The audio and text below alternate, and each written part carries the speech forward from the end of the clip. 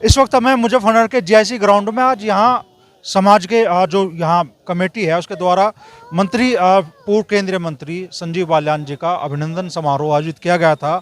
और इसी समारोह में शामली के जो व्यापारी हैं और जो गिरफ्तार भाजपा नेता हैं विवेक प्रेमी जी, उनके परिजन मंत्री से मिलने के लिए पहुंचे हैं। तो मंत्री जी, शामली के पूरे प्रकरण को किस तरीके से आप देखते हैं? और आप गरमाए भी शामली जाके, लेकिन उतना समाधान शायद निकलता अब भी नजर नहीं आ रहा। देखिए, प्रकरण इस तरह का था कि मैंने कभी ऐसा सुना नहीं। किसी भी शहर में देख लो, सब व्यापारी जो दुकानें हैं, पगड़ी पे एक कल्चर रही है, पगड़ी पति छोड़ा किराया मिलता था। कहीं मंदिर की दुकानें हैं, कहीं कॉलेज की दुकानें हैं, कहीं ट्रस्ट की दुकानें हैं। अब मंदिर में दुकानें थी, नए समिति बनी, जो 100 साल से दुकान है उन्हें निकालना शुरू कर दिया। कोर्ट से स्टे के बावजूद व्यापारियों के साथ बदतमीजी और जबरदस्ती की गई। हमारे जिला सचिव हैं विवेक प्रेमी, जब उसने व्यापारियों का साथ दिया, फर्जी मुकदमा लगाया गया इसके ऊपर, फर्जी मुकदमा लगा के उसे जेल भेज दिया गया। व्यापारियों का धरना भी रहा, मैं भी गया। उस दिन बात भी हुई कि व्यापारियों का आगे से कोई उत्पीड़न नहीं होगा, किसी भी तरह की कोई बात नहीं होगी। विवेक प्रेमी के ऊपर जो फर्जी धाराएं लगी हुई हैं वो हटाई जाएंगी। अभी तक वो धारा नहीं हटाई गई। व्यापारियों का तो खैर उसके बाद ऐसा कोई जोर जबरदस्ती की शायद अभी तक नहीं हुई। तो बजाय ये जांच करने के, भाई ये समिति में लोग बाहर से कौन लोग हैं, कैसे समिति आई, वहाँ देवता रखे हुए थे व्यापारियों के, करीब 300 परिवारों के देवता थे, 400 के पार देवता थे। और जब देवता रखते हैं मंदिर में तो रसीद कटाते हैं हम। समिति बदलेगी तो देवता हटा देंगे, समिति बदलेगी, अरे समिति तो कभी आए ये बनेंगे कभी वो बनेंगे, लेकिन इस तरह का माहौल मैंने तो कभी कहीं देखा नहीं। अब ये है कि उन्होंने कहा था कि हम धारा हटाएंगे, हम कानूनी लड़ाई भी लड़ेंगे। और भाई धारा तो हटानी पड़ेगी, जब एक वादा किया उसे पूरा करेंगे। कह रहे हैं कि 1-2 दिन में शायद त्योहारों का है, तो हम भी प्रतीक्षा कर रहे हैं कि त्योहार निमट जा, तो फिर धारा हटवाएंगे, विवेक प्रेमी बाहर आएगा और व्यापारियों के साथ कोई उत्पीड़न नहीं करने दिया जाएगा किसी भी कीमत पर। कुछ पुलिस अधिकारियों की भूमिका पर सवाल उठा रहे हैं जहाँ जो व्यापारी। हाँ, फर्जी मुकदमा लगाया, बिल्कुल फर्जी, कोई झगड़ा नहीं हुआ, कोई बात नहीं हुई। पुलिस की मौजूदगी में तर्क वितर्क था, बातचीत हो रही थी और उसमें 3-7 का फर्जी मुकदमा लगा दिया। मतलब ऐसा इतना फर्जी मामला मैंने कभी कहीं देखा नहीं जितना फर्जी मुकदमा विवेक प्रेमी के ऊपर लगाया गया। न्याय मिलेगा इस परिवार? हमारा काम है संघर्ष करना, और भाई मिलेगा। और जब इसे मुजफ्फरनगर शामली की जनता चाहेगी तो ले भी लेती है न्याय। हम उन व्यापारियों से भी बात करेंगे और विवेक प्रेमी जी की माता जी भी हमारे साथ में है, इनसे भी जानने की कोशिश करेंगे क्या हो रहा है पूरे प्रकरण में। और लग रहा है कि भाई विवेक जी को न्याय मिलेगा? पहले व्यापारी दर बदर घूम रहे थे और अब उनकी माँ और उनकी पत्नी भी साथ में है। और जब अपने शहर में इलाज ना हुआ तो हम आपके शहर में आगे इसको इलाज कराने के लिए, मैं तो यही कहूँगी कि अब केवल भाई साहब से ही निवेदन है कि इस प्रकरण में करें। और ये एक और निवेदन कि बार बार विवेक कहलवा रहा है कि भाई साहब आके मेरे से एक बार मिलें, भाई साहब आके एक बार मिलें, मुझे उनसे बहुत ज़रूरी बात करनी। तो मैं भाई साहब से निवेदन करूंगी कि एक बार जाके विवेक से मिलें, वो क्या कहना चाहता है। कई चीज़ें निकल के आ रही हैं। जब उससे मिले तो पता चला कि जब उसको अरेस्ट कर रहे थे तो बाइक में टक्कर मारी, और जब वो लड़का दूर तक फिसलता और घिसटता हुआ गया तो इतनी तेज़ी से उन्होंने गाड़ी निकाल ली कि उसका सर बच गया। यानी कि एनकाउंटर करने जैसी हालत। भाई ऐसा क्या हुआ था?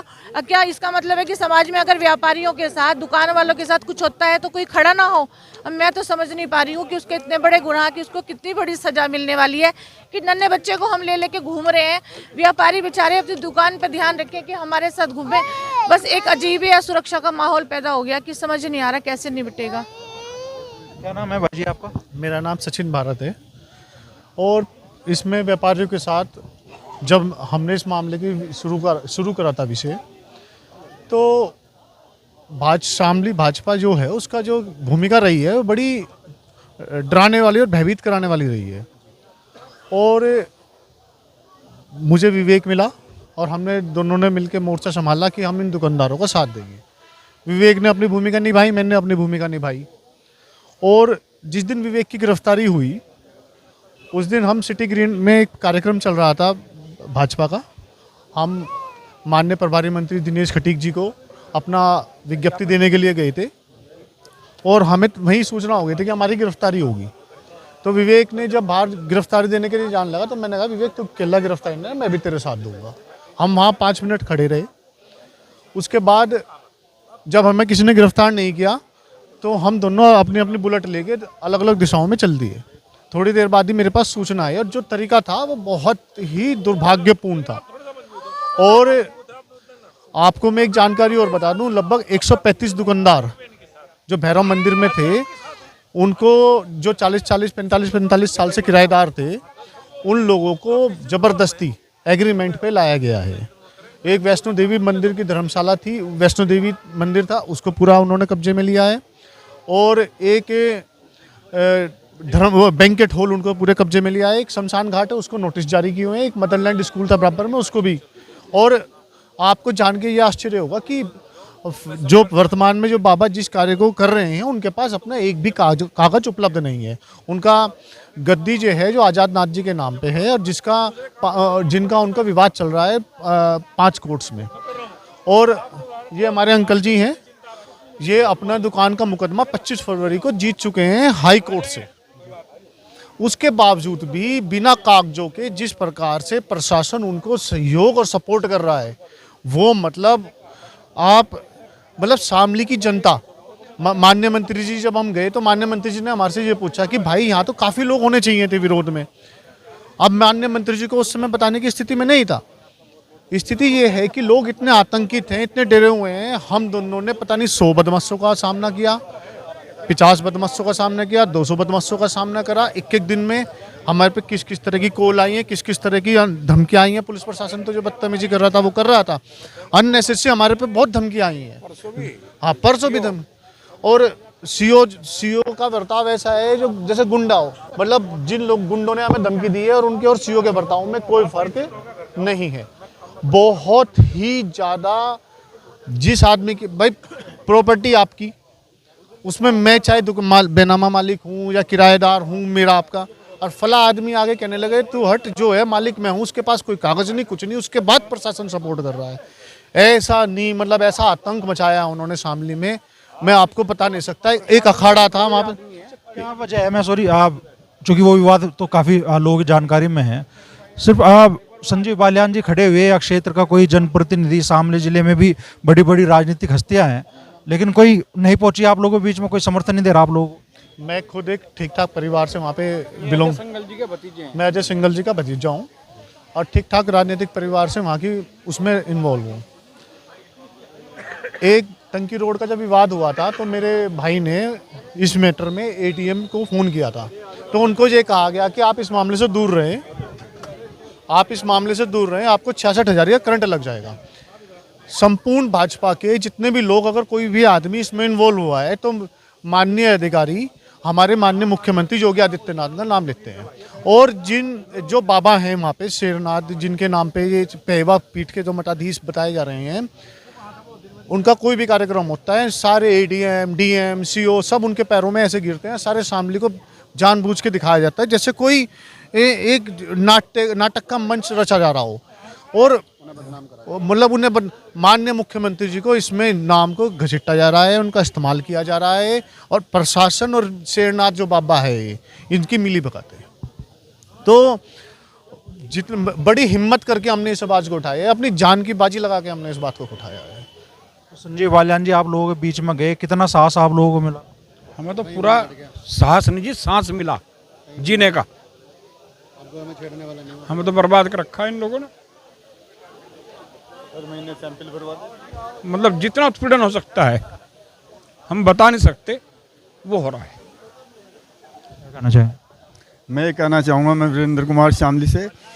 हमारे भी 350 देवता थे जिनकी रसीद सब लोगों पे है, वे बिना बताए विस्मार कर दिए गए, सब ढा दिए गए, जो कि पिछले 40-50 साल पुराने सबके थे। और इसके पर कोई कार्रवाई नहीं। एडीएम साहब से मिले, एडीएम साहब जो हैं वो उन्हीं की बात बोल रहे हैं, उनके जाके पैर छुए हैं, वे उनके पैर दबा में है। उम्मीद शामली के व्यापारियों को न्याय की, और जब से संजीव बालियान जी गए आप लोगों की आवाज़ को कितनी मजबूती मिली? हमारे साथ न्याय होगा, मैं पूरी उम्मीद है। संजीव बालियान जी मंत्री जी के आने के बाद। मेरा नाम संजीव बंसल है और मेरी दुकान अग्रवाल गारमेंट के नाम से गांधी चौक में है। और मेरा सन 95 से बना हुआ है जी, 1940 से हम वहाँ पर रजिस्टर्ड किराएदार हैं। और इन्होंने इतनी बदतमीजी मेरे साथ करी थी। बाबा जी ने मेरा गिरबान पकड़ा दुकान पे बैठे हुए आके, मुझे मतलब मैं डूब के मरने को जी कर रहा था, मेरा जी कर रहा था मैं पेट्रोल छिड़क के आग लगा लूँ पर मैंने क्या गुनाह करा था जो मेरा गिरबान पकड़ लिया भाई आके। आपको कोई परेशानी नहीं थी मेरे से कोर्ट में जो मेरा बेनामा कैंसिल करवा लो, यही तो थी दिक्कत। खुली बदमाशी मेरे साथ करी गई जी। मंत्री जी के आने से मैं तो साहस मिला और न्याय मिलने की उम्मीद जगी है। मैं अन्य में नहीं लग रहा था मैं कहीं से न्याय मिलेगा। तो आज क्या मांग लेकर फिर मंत्री जी के पास पहुंचा? अपने भाई विवेक प्रेमी जी के उसमें आए थे, मगर जी 5 दिन है मेरे भाई को जेल में पड़े हो गए, हमारी वजह से वो जेल में पड़े। उनकी धारा हटवाई जाए, उन्हें छुड़वाया जाए, उनके परिवार को न्याय मिले। बच्चा छोटा सा है उनका, मैं देख के भी रोनी आने को हो रही भाई। मैं हमारी वजह से भाई हमारा जेल में है। हमारे पक्ष में आवाज़ी तो उठाई थी, वहाँ 1000 आदमी थे। कोई बदनू बता दो उनके हाथ में कोई पिस्टल तमंचा कुछ हो, पुलिस प्रशासन पूरा वहाँ मौजूद था। डंडा भी हाथ में नहीं था। मैं केवल ये कह रहे थे भाई ऐसा क्यों कर रहे तुम जब स्टे हैं यहाँ पे। और बल्कि बाबाओं को वहाँ से और बाबाओं को भी उन्होंने अपनी उसमें कहने लगे भाई बाबाओं जब बाहर निकलेंगे कोई उनके साथ बदतमीजी ना करे, कोई कुछ ना करे, नहीं मेरी इज्जत पे फर्क आ जाएगा। विवेक प्रेमी जी के ये बोलते हैं वहाँ पे। इन्होंने रात को झूठा मुकदमा लिखवा दिया कि जी फायरिंग कर दी, हमारे ऊपर मारने की कोशिश कर दी। कोई बात है क्या? भगवान का डर है झूठ बोलने में। बाबा लोगों को वहाँ पे अपना खतरा था कि ताकि जो है हमारे पर कुछ हमला ना हो जाए। उन्होंने बाहर आके पूरी पब्लिक से निवेदन करा कि भाई अगर बाबाओं को कुछ होगा तो मुझे कुछ करेगा। बाबाओं को किसी भी तरह से कोई क्षति नहीं पहुंचाएगा। उन्हें आराम से सम्मानित है, उन्हें मंदिर पहुंचाया जाए उन्हें। वो फिर वहाँ से आराम से चले गए। इस बात के गवाह सब वहाँ अधिकारी सब मौजूद थे, सब गवाह हैं इस बात।